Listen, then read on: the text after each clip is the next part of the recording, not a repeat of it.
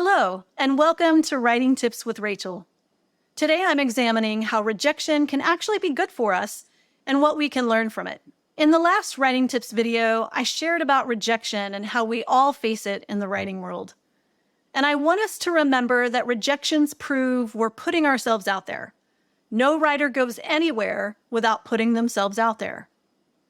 But what specifically can we learn from our rejection? Or better yet, how can we use it to our advantage? Here are some of my observations. Number 1, rejection can help us figure out what we really want. Sometimes we think we really want something, but then we realize we don't. This is the same thing our characters learn in their stories. They start out wanting something, and then everything changes. Not necessarily because of rejection, but because of some other catalyst. Rejection can be a sort of catalyst for us. Of course, we don't get everything we want in life. So when we're rejected, it's worthwhile to take some time and figure out if what we're trying to get is really what we want. Or is there something better? Have we not even considered the something better? Are we not dreaming big enough? Ask yourself, if I continue to get rejected, will I keep going? Is the pain of rejection worth it for me? Do I want this enough? Here's the thing we don't often think about when we're getting rejection after rejection. We're unlikely to have a great relationship, author-agent relationship, author-editor relationship, with someone who's not as interested in us as we are in them.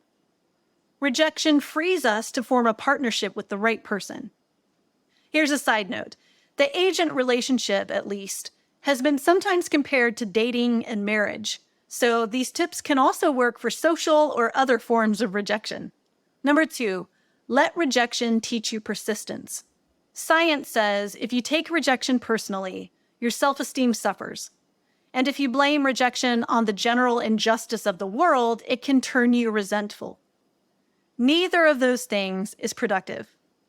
But if we approach rejection realistically and through a lens like, everyone experiences rejection and it's not just me, and if we fully let ourselves feel the disappointment and pain of rejection, we can then use it to help spur us on and keep us moving toward our goals. I've always been one of those people who, when rejected, I think, well, I'll show them. That might not be the healthiest response to rejection because I might not actually show them at all, but it keeps me moving forward, holding tight to hope and the dream. Number 3, let rejection lead you to improvement.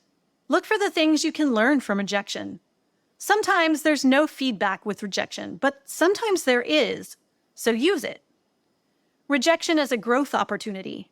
Asking yourself why the rejection happened and getting really honest with the answer can be a huge step forward.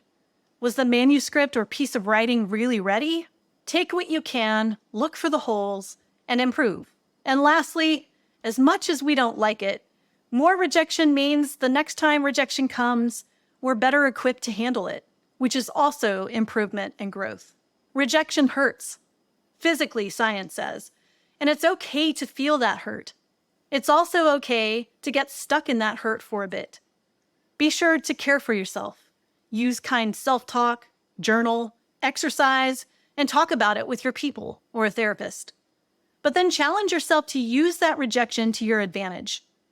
We can come out stronger on the other side if we approach rejection in the right way. That's it for today's Writing Tips with Rachel. I hope this video has been helpful to you. I'd love to know some ways you use rejection to your advantage. Be sure to subscribe to my channel for videos about books and life and more videos like this.